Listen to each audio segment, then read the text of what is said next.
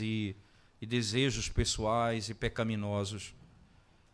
Costumeiramente, nós dizemos, nós vamos fazer o que Deus manda, mas de um modo geral, nós falamos isso, mas o que nós queremos é fazer aquilo que o nosso coração de fato deseja, o que o nosso coração quer. O que esse texto descreve é muito claro em alguns aspectos, porque tudo o que é feito nessa última parte da narrativa, não é, ela é feita com base naquilo que Deus falou. Então, eles vão porque Deus mandou ir, eles não vão porque Deus não mandou ir, eles conquistam porque Deus disse, conquistem porque eu os entreguei, eles não conquistam porque diz, eu não dei essa terra a vocês, então não passem por ela e não conquistem essa terra porque ela não pertence a vocês. Vocês estão indo em outra direção. Mas perceba que toda essa narrativa, ela vai exatamente nos conduzir a esse entendimento. Pela palavra do Senhor, eles avançam ou eles recuam. Pela palavra do Senhor. E exatamente aqui, irmãos, que mora todo o significado da nossa obediência a Deus. Não é? O que é que nós devemos buscar, o que nós devemos ansiar nessa vida e o que nós estamos em busca espiritualmente falando. O que o meu coração necessita, o que Deus disse que eu deveria ter e o que Ele me entregaria nessa terra e aquilo que Ele disse que não me entregaria nessa terra. Por quê? Você passa por cidades, você passa por lugares, mas não pode possuí-los. Por que esse não é o lugar da minha posse? Porque eu tenho que ir mais adiante? Por que eu tenho que passar mais um outro caminho? Porque certamente esse é um princípio que guiará toda a nossa vida. Abraão tinha um conceito, segundo o autor da carta aos Hebreus, que nos ajuda a entender bem. Ele disse que Abraão, pela fé, ele saiu da sua casa e da sua terra e foi para uma terra que ele não conhecia. E ele diz, e o texto sagrado diz, uma cidade cujo arquiteto e edificador é Deus, e ele chama de cidade celestial. Ele vai para essa cidade e, consequentemente, ele se torna peregrino e tudo o que ele possui, tudo o que ele tem nessa terra, tem como propósito o objetivo final, isto é, chegar na terra em que ele está buscando, a cidade celestial. É isso que o autor da carta aos Hebreus nos ensina. Entretanto, esse texto, eu queria que você voltasse comigo, por favor, não é? Se nós pudéssemos dizer, pela palavra de Deus, nós devemos seguir ou não, aqui esse texto se encaixa muito bem. Entenda que os edomitas, irmãos, eles não deixaram, não é, Israel passar no início da narrativa. Você vai lembrar muito bem, no capítulo 21, eles não deixaram Israel passar. E por que eles não deixaram Israel passar? Então, eles não entraram em guerra contra Israel, fecharam a entrada, eles tiveram que voltar. E eles voltam no caminho do Mar Vermelho, como quem estivesse voltando para o Egito. Só que Deus os faz retornar para o norte, mais uma vez, e seguir rumo à terra prometida.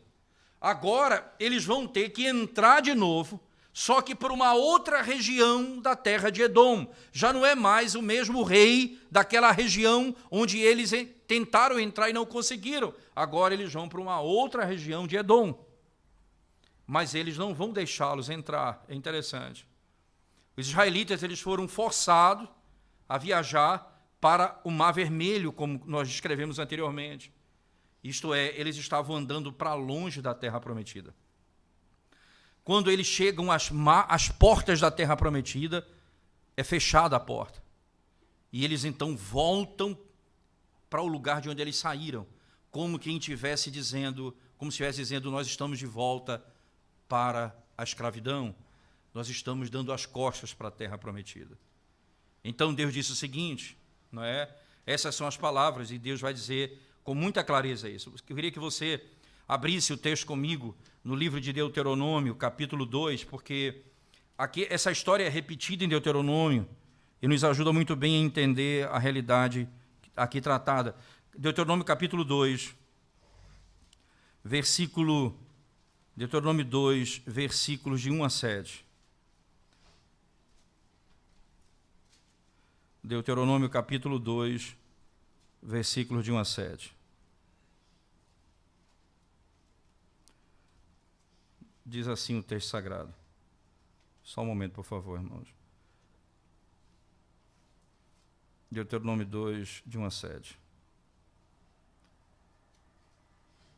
Ok. Diz assim o texto.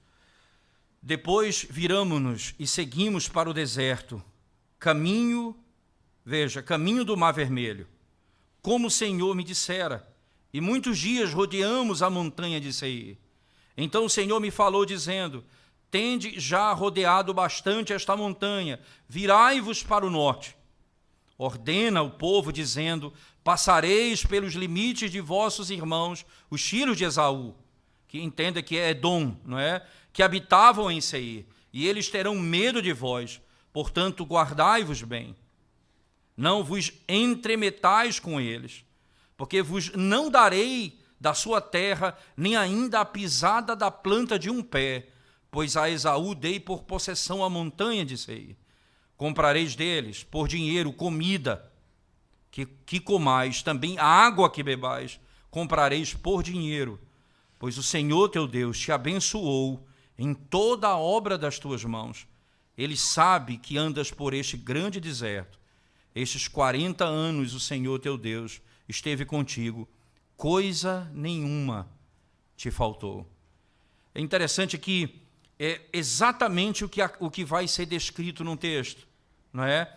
Eles não podem entrar e eles voltam como quem está voltando para a terra prometida. O Senhor ordena o retorno e eles vão para a porta de Edom mais uma vez, e mais uma vez é declarado: não é essa a vossa terra, vocês não tomarão posse dessa terra. Vocês vão comprar aquelas coisas ali, e nada que vocês têm, nada que pertence a eles, eles devem dar a vocês por obrigação. Vocês vão comprar aquilo que pertence a ele. Não sejam tentados a roubar essas coisas deles, ou a lutar com esse povo por aquilo que pertence a eles.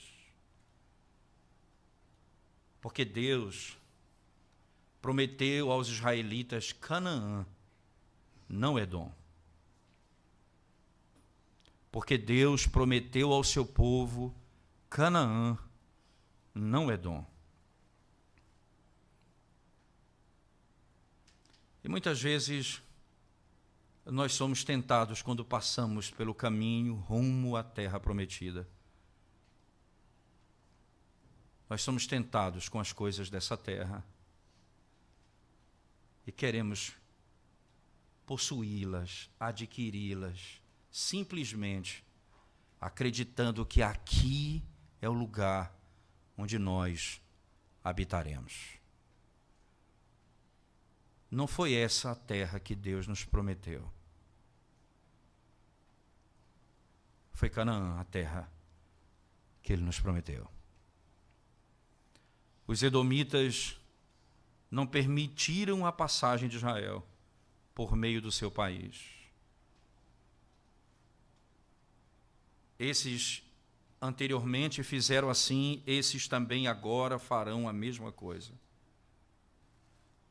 Eles não poderão entrar. Eles ouviram acerca de Horma, que está no início do capítulo 21 do livro de Números. Você pode ir lá, os primeiros 3 versos. Eles ouviram falar que eles destruíram todas as cidades. Israel foi para cima e destruiu tudo que pertencia a eles, por ordem divina. Está claro isso, por juízo de Deus sobre ele, como muito claramente está descrito no texto. Eles ouviram acerca disso, a destruição plena e total que aconteceu. Então eles ficaram aterrorizados ao ouvir o testemunho e a saber daquilo que havia acontecido com seus vizinhos. Agora eles estavam com medo de lutar contra os israelitas. Então eles vão garantir a permissão para que eles passem pelo território. Vocês vão passar por aqui. Não é? O Senhor abriu a porta para Israel passar através de Edom. Quão felizes os israelitas deveriam estar. O Senhor aliviou a sorte deles. Esse é o caminho mais rápido agora. Eles estão entrando na terra prometida. Está concluindo o final do caminho, isto é, aquele caminho de serpentes abrasadoras, não é, de fome, de seca, está terminando. Eles estão entrando por Edom, rumando à terra prometida. Ali o Senhor abriu as portas para eles. Eles iriam para uma região onde haveriam rios que fluíam, e eles poderiam habitar ali, e conquistar ali, e crescer ali, e produzir ali. Mas quando os israelitas andavam por aquela região, irmãos, andando por aqueles campos bonitos de Edom, por aquelas farmácias, por aquelas fazendas belíssimas que estavam do lado deles, veja, um lado as fazendas, do outro campos, rios, riqueza, ao lado deles, todo o tempo, passando pelo lado deles, eles tendo que andar e olhar assim, isso não é e não pertence a vocês, vocês estão indo para Canaã, não é aqui a terra de vocês, isso não pertence ao povo de Deus, não é essa a terra de Deus. Os israelitas devem ser cuidadosos em obedecer a Deus, entenda isso, irmãos. Eles não poderiam começar uma guerra com esse povo. Eles não poderiam apenas roubar qualquer parte da terra que eles quisessem, ou matar qualquer dono de terra que eles desejassem. Não. Deus proibiu tal iniquidade. Vocês não poderão fazê-lo. Entenda isso, irmãos. Algumas nações já tinham alcançado a plenitude da malignidade e da impiedade. E essas nações estavam marcadas para a destruição. Edom ainda não era ela. Não era a sua vez. Mas existiam nações que já tinham chegado à plenitude da sua iniquidade. Eles não poderiam destruí-los porque ainda não era tempo. Eles deveriam seguir a palavra de Deus e viajar por meio dessa terra pacificamente, atravessando por esse campo. Embora o exército de Israel fosse poderoso para conquistar a terra dos edomitas, os israelitas não fizeram nenhum mal a eles, porque obedeceram a palavra de Deus. As nações foram beneficiadas, tanto os israelitas quanto os edomitas, por esse período em que eles caminham sobre a terra. E aquele era o caminho mais fácil para chegar até a terra prometida. Era interessante nós pensarmos nisso, irmãos. Israel, ele teve um caminho mais fácil agora, sem dúvida alguma. Um pouco mais fácil agora. E Edom tinha algum dinheiro e algum poder, sem dúvida alguma. E naquele contexto, quando Deus diz que aquela terra não pertencia a eles, eles deram um testemunho e Deus foi honrado no meio dos pagãos, dizendo: esse povo, ele tem um objetivo e eles não cobiçam as coisas dessa terra. Que testemunho eles estavam dando ali. A conduta do seu povo foi de grande testemunho, sem dúvida alguma. Israel continua viajando, a narrativa você pode seguir lá em Números. Israel continua viajando, direção ao norte, sempre ao norte. Ele voltou, ele está vindo ao sul, Deus ordena que ele retorne e vá para o norte. E entra pela terra de Edom mais uma vez.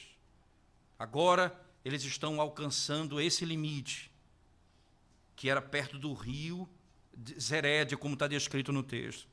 Os israelitas então se acamparam ali, nesse vale, diz o texto.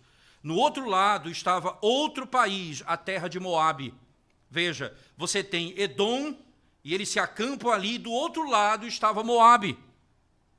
Moabe, que são os moabitas, descendentes de Ló, a história que nós bem conhecemos, que ele era parente de Abraão, e porque quando ele sai de Sodoma e Gomorra, não é, as suas filhas tiveram a ideia de continuar a descendência do pai depois da morte da sua mãe, e elas se deitam com ele e geram 2 filhos, não é, que é Moabe e Amon, os amonitas e os moabitas. Do outro lado da terra, diz o texto, estava Moabe. Os moabitas, então, como ainda parentes e ligados à história de Israel, eles passam a provar um pouco dessa relação com Deus. Veja no verso 9 de Deuteronômio 2, por favor. Deuteronômio 2, verso 9.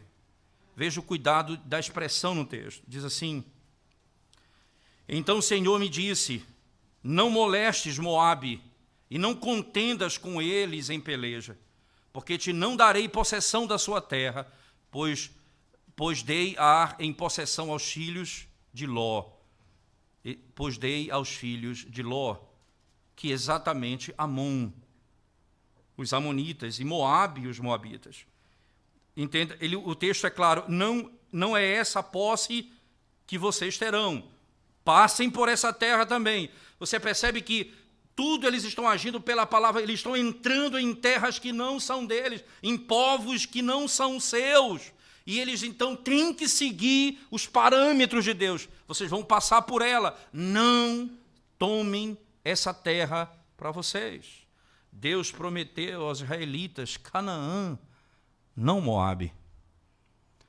Deus prometeu aos israelitas Canaã, não Edom. Os israelitas não podiam pegar nada dessa terra.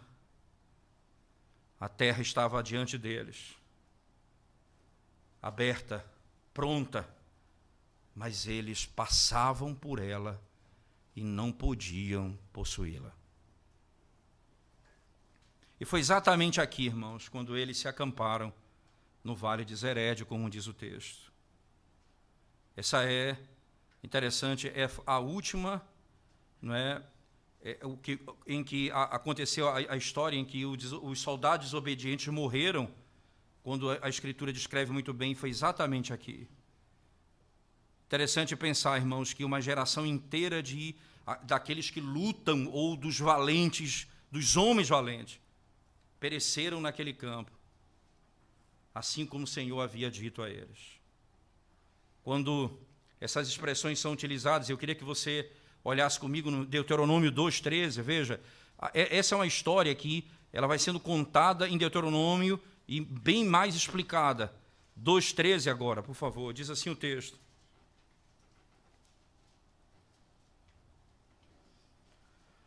Levantai-vos agora e passai o ribeiro de Zered, assim passamos o ribeiro de Zered.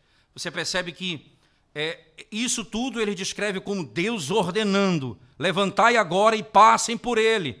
Então, nos levantamos e saímos.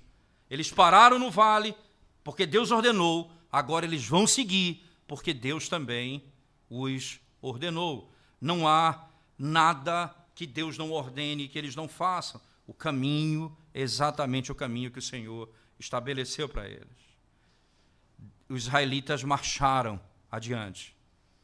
Então eles cruzaram os limites para dentro da terra de Moabe.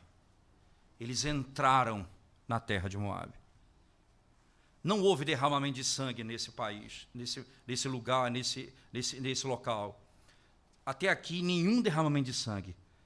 tudo como Deus havia ordenado, porque aquele povo ainda não havia chegado ao limite da iniquidade. Não era o dia deles serem destruídos. Ele está marchando para lidar com os inimigos de Deus abertamente.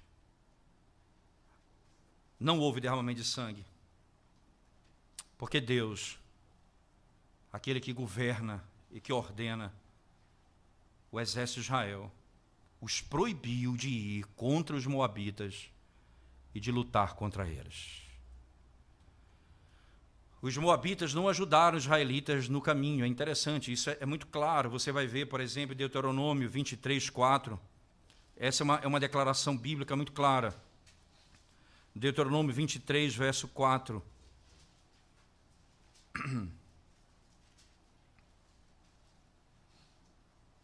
Diz assim o texto: porquanto não foram ao vosso encontro com pão e água no caminho, quando saías do Egito, e porque alugaram contra ti Balaão, filho de Beor, de Petor, da Mesopotâmia, para ti amaldiçoar. Ele está dizendo, veja, eles não foram bondosos convosco, eles não deram pão e água quando vocês saíram. Não existe certamente aqui nenhuma relação de que eles fizeram o bem a Israel. Eles não fizeram aquilo que Deus havia ordenado. Eles não eram misericordiosos, mas ainda não era tempo deles serem punidos. Eles deveriam passar em paz, não era a terra que Deus havia dado ao seu povo. Interessante, os moabitas, então, eles rejeitam dar ou vender água para Israel. O texto diz, é interessante, eles não dão água para Israel.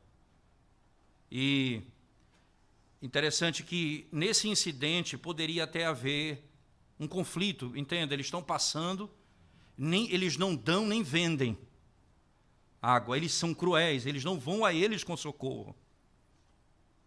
Mas Israel continua passando ali. Só que acontece algo interessante. Israel estava sendo fiel ao mandamento do Senhor. Embora a necessidade de água fosse algo claro e vital, os israelitas não lutaram contra os moabitas por causa de água. Porque o Senhor havia dito. O Senhor havia dito que eles não deveriam fazê-lo. Interessante que nessa mesma expressão, irmãos, veja, o Senhor diz, ajunta o povo e eu darei água. Ajunta o povo e eu darei água. Você vai ver, se você voltar lá para o texto de Números, no capítulo 21, texto que nós estamos lendo, volte comigo para o texto especificamente, veja que exatamente nesse contexto que você vai compreender aquela linguagem acerca da água utilizada no texto. Veja, volte comigo. No verso 16, dali partiram para Beer, este é o poço do qual disse o Senhor a Moisés, ajunta o povo, e lhe darei água. Então cantou Israel este cântico, brota, ó poço, entoai-lhe cânticos, poço que os príncipes cavaram, que os nobres do povo abriram, com cetro, com seus bordões. É interessante que o que é que passa a acontecer ali? Eles não dão água e nem vendem. Eles estão marchando. E como é que eles sabem o lugar de tirar água? Deus então ordena que num lugar determinado com seus bordões, e perceba que já não é mais Moisés, e veja como é interessante a narrativa. A figura de Moisés, ela vai sumindo do texto. Você vai ouvir de Moisés no Números 21, lá no fim, quando ele é citado pela última vez.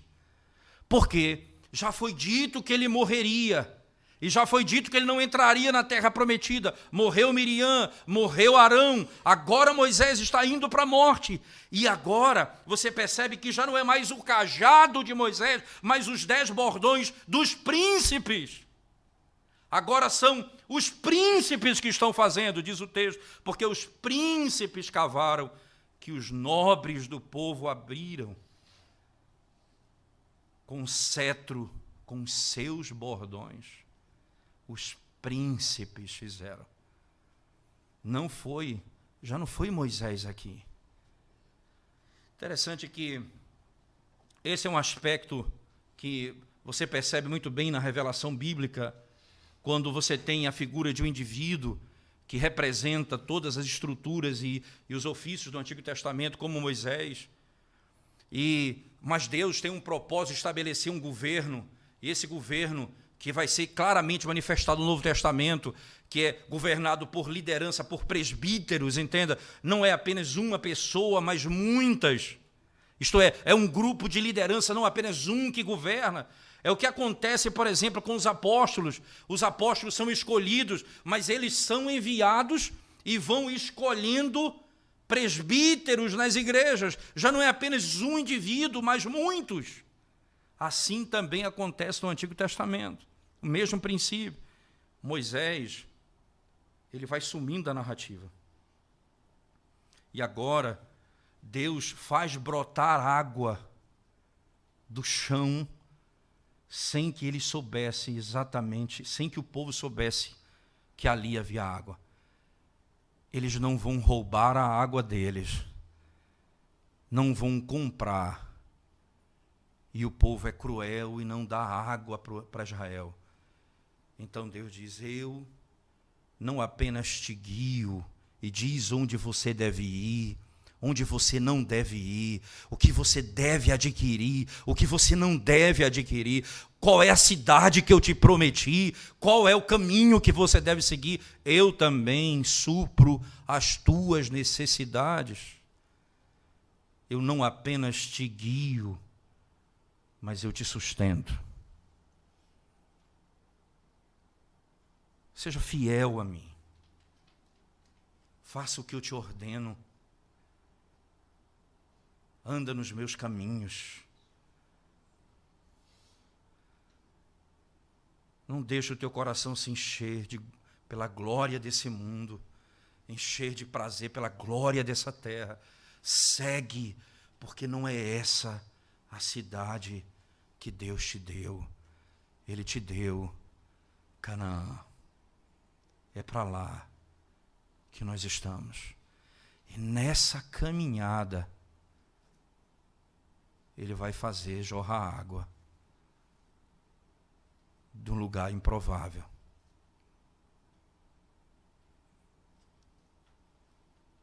Ele vai fazer jorrar água do meio de uma rocha. Ele vai vir trazer alimento do céu. Apenas marcha. Segue os meus preceitos e vá adiante. Princípios que nós somos constantemente chamados a pensar, irmãos. Os israelitas não dependiam de Moabe. Eles dependiam de Deus. Eles oraram por água. E eles adoraram a Deus que deu água a eles. Os presbíteros e os governantes do povo pegaram seus bordões e bateram no chão com fé. Você imagina o que é isso, irmãos? Como o Senhor tivesse dito: bata com seus bordões no chão. E o poço passa a jorrar água diante dos seus olhos. Água começa a brotar de uma terra seca. Israel canta um cântico. Israel louva ao Senhor. Interessante isso. Um poço que os seus nobres haviam cavados com seus bordões. É importante para o povo, irmãos, ver aquilo que Deus estava usando, não apenas um bordão de Moisés para fazer milagres, mas os bordões dos anciãos também foram usados para tirar água. Moisés não estaria com eles por muito tempo.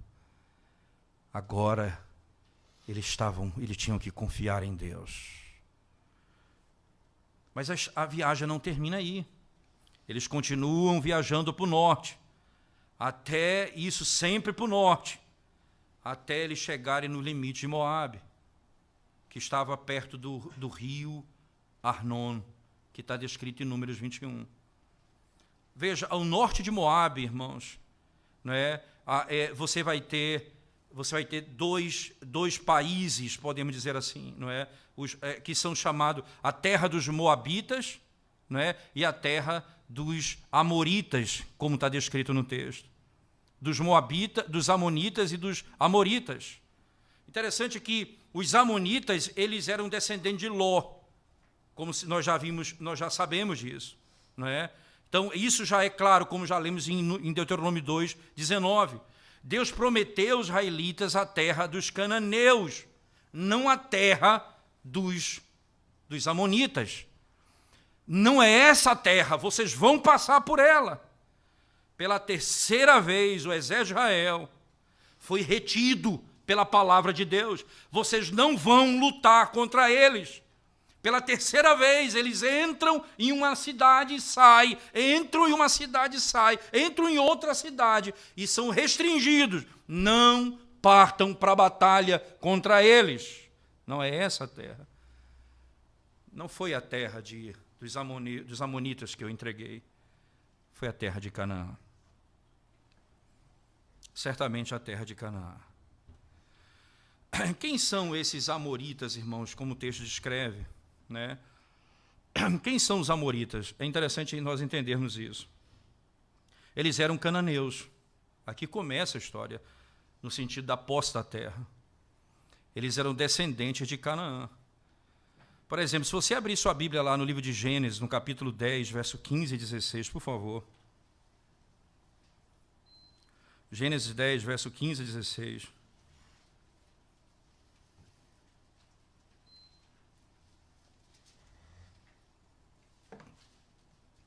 Gênesis capítulo 10.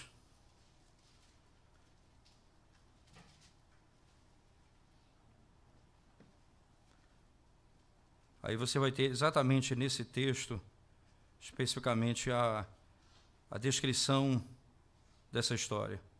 Só um momento aqui, por favor, que deu uma travada no texto meu. Gênesis 10, 15 a 16, diz assim o texto sagrado. Canaã gerou a Sidom, seu primogênito, e a Et, e aos Jebuseus, aos Amorreus, aos Girgazeus. Veja, Canaã gerou Sidom, seu primogênito, e a Et, aos Jebuseus, aos Amorreus e aos Girgazeus. Perceba então que os Amorreus, eles são descendentes de Canaã, isto é, eles são cananeus. Eles são cananeus, como o texto muito bem descreve aqui para a gente, não é? Eles são cananeus, e o texto claramente nos ensina isso. Veja, muito tempo atrás, Deus prometeu dar a terra dos amorreus a Abraão, aos descendentes de Abraão. No capítulo 15 de Gênesis, veja lá, verso 18 a 21. Capítulo 15, verso 18 a 21, diz assim a palavra de Deus. Naquele mesmo dia fez o Senhor aliança com Abraão, dizendo: a tua descendência dei esta terra, desde o rio do Egito até o grande rio Eufrate. O Queneu, o Quenezeu, o Cadimoneu, o Eteu, o Ferezeu, os Refaíms, o Amorreu, o Cananeu, o Girgazeu e o Jebuseu. Você percebe que essa terra foi prometida a Abraão. O Amorreu, como está descrito no texto aqui, então claramente mostra essa linguagem. Deus prometeu também a Moisés que ele traria o povo à terra dos cananeus e dos amorreus. Quando Deus chama Moisés para libertar o povo do Egito, ele diz: os amorreus serão, essa terra eu te darei. Está lá em Êxodo capítulo 3, verso 17. Deus prometeu aos israelitas. Lá em Êxodo 23, 23, né? O anjo irá diante de vós e trará a você a terra dos amorreus. Está lá em Êxodo 23, verso 23. Então, os amorreus, eles eram a raça de gente muito alta, forte, brava, povo de muita força, mas eram extremamente ímpios. Eles tinham um rei poderosíssimo, chamado rei Sihon, citado em Números 21 também, que governava aquela cidade, aquela região, da sua fortaleza, da cidade de Hesbon. Esse poderoso rei, irmãos, e seu exército poderoso também, havia engolido partes da terra dos moabitas pela força deles. Eles haviam tomado parte da terra dos moabitas. Esses amorreus, ou esses guerreiros amorreus, eles tinham certeza que eles eram invencíveis, poderosos, habilidosos em guerra, ninguém poderia destruí-los. Eles não tinham medo dos israelitas, eles não tinham medo das promessas de Deus, mas eles deveriam ter medo. Eles deveriam ter medo, mas eles não tinham medo. O dia da destruição estava se aproximando. Israel marchava contra eles. Eles não temeram. Deus esperou por séculos, irmãos, até que o pecado dos amorreus alcançou a sua plenitude e a sua medida. Como diz lá em Gênesis 15:16, ainda não alcançaram a plenitude da iniquidade. Agora chegou a hora. Deus vai executá-lo. O seu juízo está batendo a porta. O santo Deus dos céus vai extinguir o mal da terra. Ele vai arrancar o mal desse mundo. E ele pacientemente suportou por muitos e muitos anos a malignidade desse povo. Mas eles ainda tinham uma última oportunidade. Ainda não era final. Antes deles serem varridos pela justiça do Deus Todo-Poderoso, havia uma última oportunidade. Moisés enviou um rei, diz o texto de Números, ao rei Sihon, na capital da cidade de Hesbon, na terra dos amorreus. Ele envia mensageiros a ele. E a mensagem era essa: nós oferecemos paz, nós oferecemos graça, nós oferecemos paciência. Moisés disse: deixe-nos passar pelo teu país, e nós nos manteremos no caminho. Nós não vamos nos virar nem para a direita nem para a esquerda. Vem que a comida o Senhor nos venda, a água que nós bebermos nós pagaremos com prata, disse ele. Nós vamos pagar com prata. Apenas nos deixe passar a pé. Assim como os edomitas, os moabitas fizeram conosco, faça também. Veja como isso é fato. Deuteronômio 2, 27 a 29, por favor. Deuteronômio 2. Deuteronômio 2, verso 27 a 29. Diz assim o texto sagrado: deixa-me passar pela tua terra, somente pela estrada irei, não me desviarei para a direita nem para a esquerda. A comida que eu coma vender-me-ás por dinheiro, e dar-me-ás também por dinheiro água que beba. Tão somente deixa-me passar a pé, como fizeram comigo os filhos de Esaú, que habitavam em Seir, e os moabitas que habitam em Ar, até que eu passe o Jordão, a terra que o Senhor nosso Deus nos dá. apenas nos deixe passar a pé. A última oferta de paz. Interessante, porque Deus disse: eu comecei a libertar Sião e seu país de vocês. Não é? Interessante porque, veja no verso 31 do capítulo 2 de Deuteronômio, veja por favor comigo, mesmo nós lemos até o 29, veja o 30 e o 31. Mas Sehon, rei de Hesbom, não nos quis deixar passar por sua terra, porquanto o Senhor teu Deus endurecera o seu espírito e fizera obstinado o seu coração, para tu dar nas mãos, como hoje se vê. Disse-me, pois, o Senhor: eis aqui tenho começado a dar-te Sehon e a sua terra, passa a desapossá-lo, para lhe ocupares o país. Eu sou o Senhor, a terra me pertence.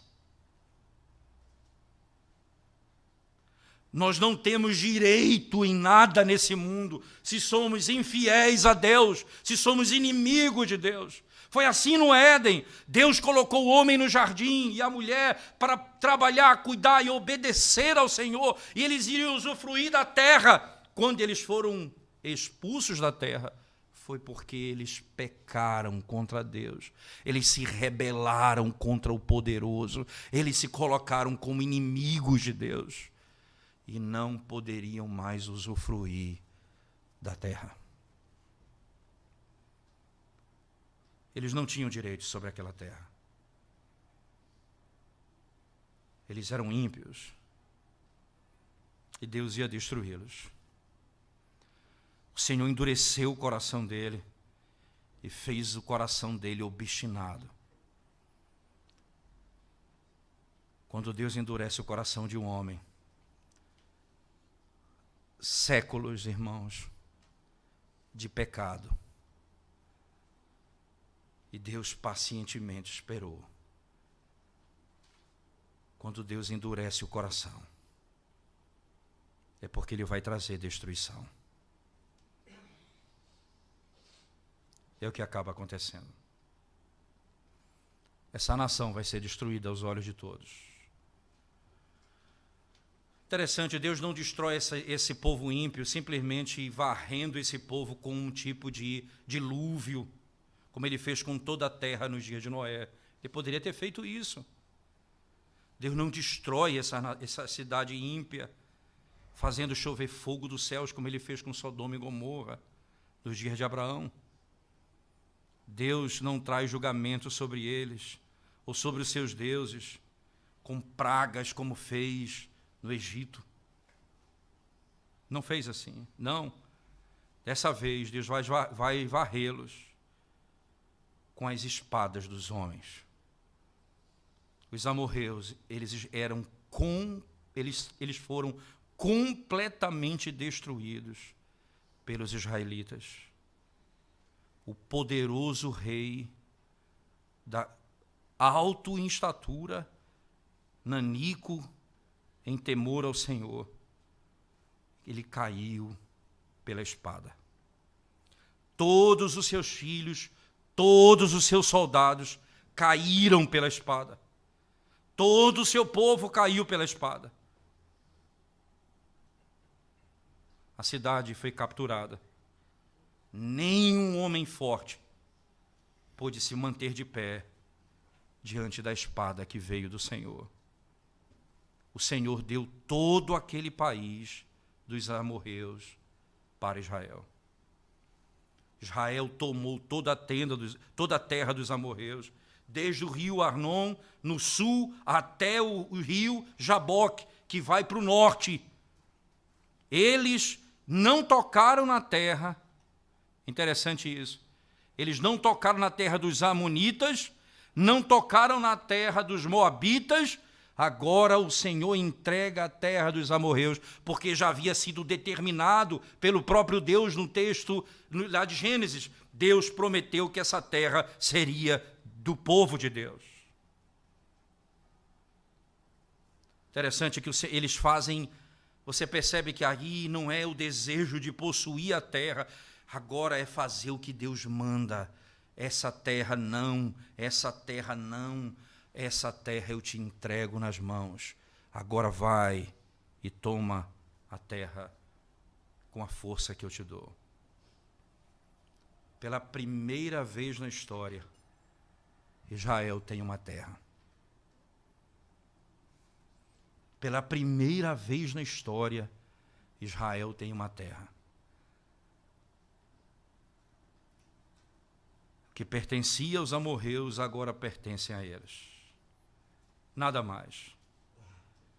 Agora acontece, irmãos, que na sequência do texto, você vai ver, voltando lá para o texto de Números comigo, por favor, você vai perceber que na sequência do texto, há uma história que fala acerca de uma cidade chamada Bassã, que era governada por outro rei, chamado rei dos amorreus também, que era um rei gigante com um nome chamado Og. Ele era valente e poderoso. Ele era tão alto, diz a história, ele era tão alto, irmãos. Deuteronômio 3:2, veja lá o que fala sobre ele. Deuteronômio capítulo 3, verso 2.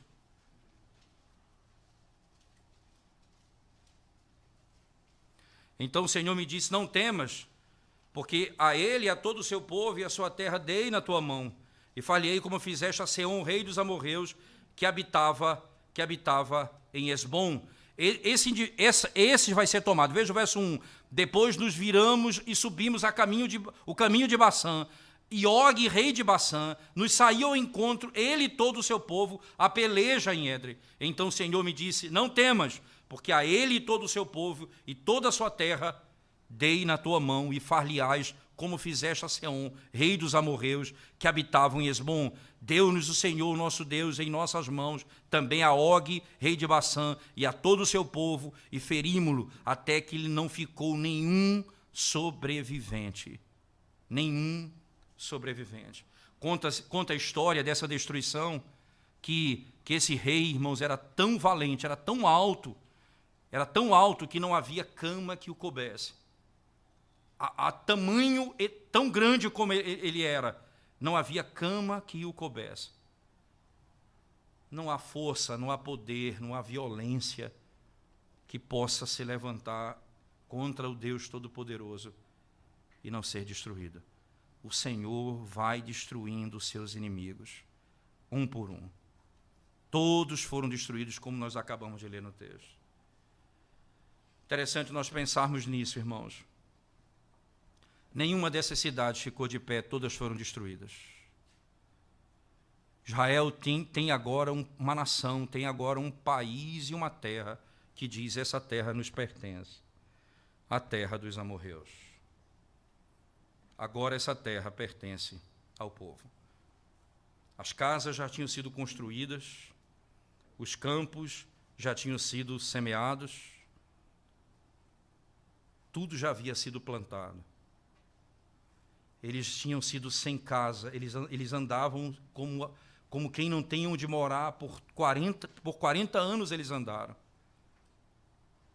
Era difícil para eles acreditarem que eles agora possuíam uma terra bonita e produtiva. Moisés dividiu essa terra e deu a 3 tribos. E eles foram habitar nessa terra. Mas, antes que qualquer tribo pudesse habitar nessa terra, eles devem lutar. E depois eles vão voltar para habitar. A terra de Canaã, eles ainda iam cruzar o Jordão. Eles estão aqui com a terra antes do Jordão, que é a terra que vai ser dividida entre 2,5 tribos, e depois mas eles não vão habitar nessa terra agora. Eles vão continuar marchando contra a terra de Canaã. Interessante, irmãos, que eles tinham consciência de que eles não poderiam assumir, ou adquirir, ou lutar, ou conquistar nada que Deus não houvesse ordenado a eles. Mas tudo que Deus entregou nas mãos foi adquirido por eles. O salmista, em 2 salmos belíssimos na Escritura, no Salmo 135, irmãos, Salmo de número 135, queria que você, por favor, abrisse sua Bíblia comigo. Salmo de número 135.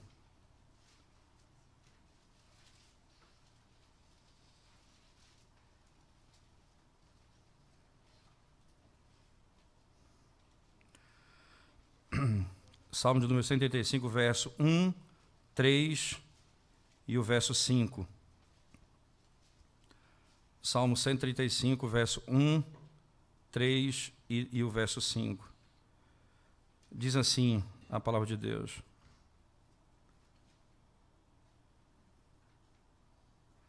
Salmo 135, verso 1, 3 e 5. Diz assim um texto sagrado. Aleluia, louvai o nome do Senhor, louvai os servos do Senhor. Verso 3. Louvai ao Senhor, porque o Senhor é bom. Cantai louvores ao seu nome, porque é agradável. Verso 5. Com efeito, eu sei que o Senhor é grande e que o nosso Deus está acima de todos os deuses. Verso 10 a 12 do mesmo texto, por favor. Quem feriu muitas nações e tirou a vida a poderosos reis, a Seom, rei dos amorreus, e a Og, rei de Bassã, e a todos os reinos de Canaã, cujas terras deu em herança a Israel, seu povo. Verso 21 agora, por favor, diz o texto. Desde Sião, bendito seja o Senhor, que habita em Jerusalém. Aleluia. Agora, o Salmo 136, por favor, irmãos, verso de 1 a 3, perceba, rendei graças ao Senhor, porque Ele é bom, porque a sua misericórdia dura para sempre. Rendei graças ao Deus dos deuses, porque a sua misericórdia dura para sempre. Rendei graças ao Senhor, rendei graças ao Senhor dos senhores, porque a sua misericórdia dura para sempre.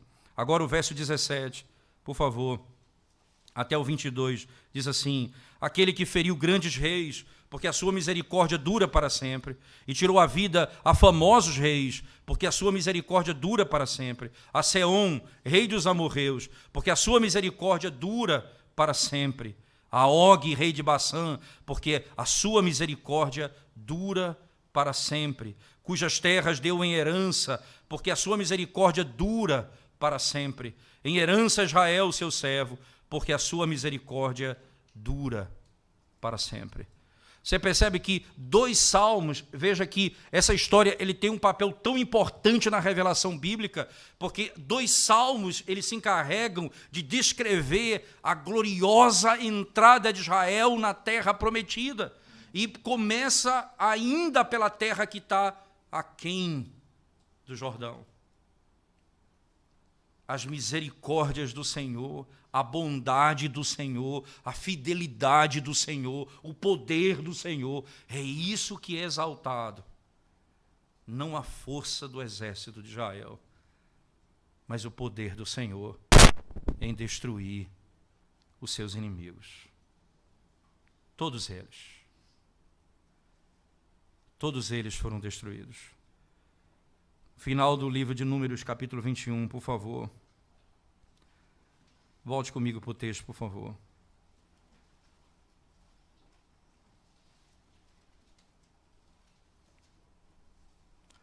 Números, capítulo 21, finalzinho, a sequência final da narrativa, diz assim o texto sagrado.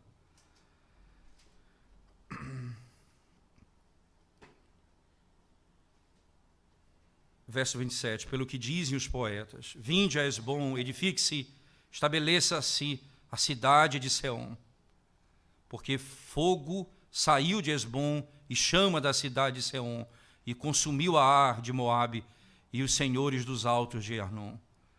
Ai de ti, Moabe, perdido estás, povo de Quemos, entregou seus filhos como fugitivos, e suas filhas como cativas a Seom, rei dos amorreus. Nós os asseteamos estão destruídos desde Esbom até Dibom, e os assolamos até Nofa, e com fogo até Medeba. Perceba que aqui o texto escreve: Moabe perdeu a sua parte da sua terra para esse rei. E aí ele diz: e nós viemos e destruímos a eles. E aí na sequência: assim Israel habitou na terra dos amorreus. Depois mandou Moisés espiar a Jazer, tomaram as suas aldeias e desapossaram os amorreus que se achavam ali. Então voltaram e subiram caminho de Baçã, e Og, rei de Baçã, saiu contra eles e todo o seu povo a peleja em Edrei. Disse o Senhor a Moisés: não temas, porque eu dei na tua mão a ele e a todo o seu povo e a sua terra, e far-lhe-ás como fizeste a Seom, rei dos amorreus, que habitavam em Esbom. De tal maneira o feriram a ele e a seus filhos e a todo o seu povo, que nenhum deles escapou, e lhe tomaram posse da terra.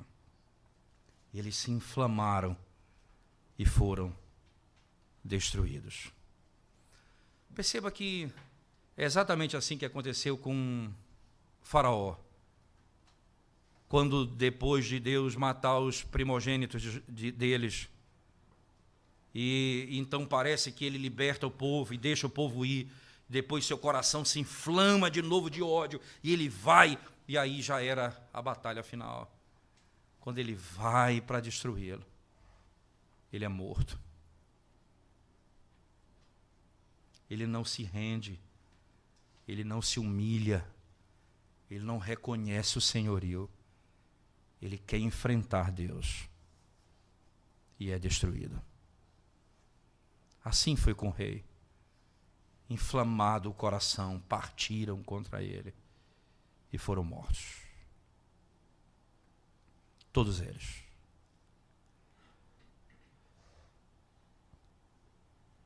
Verdade que nós podemos pensar como alguém que planeja o que fazer durante um ano, como viver a vida cristã durante um ano ou a vida inteira.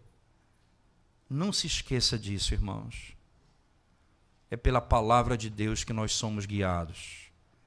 É ela que nos diz o que é bom e o que não é bom, o que é certo e o que é errado, o que é pecado e o que não é pecado.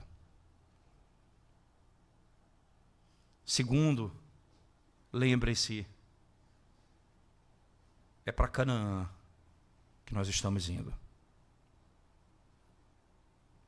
Você vai passar por muita terra gloriosa, lugares belíssimos, lugares de fartura. Não entrem, não habitem nela, não coloque seu coração nessas coisas. Deus não te deu essa terra. Deus te deu um novo céu e uma nova terra. Essa terra restaurada. Não é essa terra. Não se atrapalhe no caminho. Continue marchando. É para Canaã que nós estamos indo. É lá que estão os nossos verdadeiros inimigos. Mas por último, lembre-se disso. Todos aqueles que foram destruídos por Deus são aqueles que não se humilharam diante dele. Todos os reis de Moabe, Amon, que tiveram humildade de dizer: pode passar. Esses escaparam. Muito mais quando nós nos humilhamos diante de Deus, reconhecendo que nós somos dignos de recebermos todo o sofrimento, dor e angústia nessa terra, e não temos nenhuma razão para nos rebelarmos contra Deus, mas sim nos submetermos a Ele em submissão sincera, dizendo: Senhor, Tu és o meu Senhor, e eu aceito a Tua vontade sobre a minha vida. Como servo, não se rebele contra o teu Deus, porque Ele vai ter que quebrar a tua arrogância. E o estrago é grande. Ele vai ter que quebrar a tua presunção. Humilhe-se diante do Senhor. Mas se ele quebrar, como ele fez com o seu povo, fazendo passar fome, sede, mas no final, ele lhes fez o bem. Eles entram na terra prometida. Nós podemos ter certeza disso, irmãos. E podemos então concluir dizendo: os poetas falaram, diz o texto, o Senhor colocou um novo cântico na boca do seu povo. Um povo que murmurava, que começa a história de Números capítulo 10, murmurando e reclamando, agora canta a vitória de Deus sobre os seus inimigos. Nenhum dos seus inimigos prevaleceu contra o Senhor. Nós temos um novo cântico. Em meio às necessidades e às lutas e o sofrimento dessa vida, nós temos um novo cântico, porque o nosso Deus destruiu o diabo, o pecado e a morte, os nossos inimigos foram destruídos, nós não estamos mais presos a esse mundo perdido, nós somos dele. Então, mesmo nas aflições, nós temos um novo cântico. E o nosso Senhor, o nosso irmão mais velho, já adentrou os céus. E nós estamos com Ele. E adentraremos com Ele as mansões celestiais. Nós temos essa certeza. Você pode descansar nisso. Deus colocou um novo cântico no nosso coração. Nós temos motivos para nos alegrarmos diante do Senhor. Todos os nossos inimigos foram vencidos. O diabo, Cristo destruiu na cruz do Calvário. O pecado, ele nunca cometeu pecado. O mundo, ele disse, no mundo tereis aflições. Tende bom ânimo. Eu venci o mundo. O mundo foi vencido pelo Senhor. Estamos com Ele nas regiões celestiais. Já adentramos a terra prometida. Aguardamos o desfecho final, quando Ele voltar. Nós temos, sim, um novo cântico. O cântico de vitória. Vamos à presença de Deus em oração. Te damos graças, Senhor, pela bênção da Tua palavra nessa manhã e pelo desafio da vida cristã. Quando somos tentados nessa caminhada, olharmos para os lados. Quando nos falta água, olhamos para o lado e percebemos os ímpios tendo tanta fartura. Mas nos ajuda a ter os olhos fitos no Senhor, marchando firmes, ó Deus. O Senhor suprirá todas as nossas necessidades. Porque o Senhor já nos deu o seu Filho. Certamente nos dará todas as outras coisas. Bendito seja o Senhor.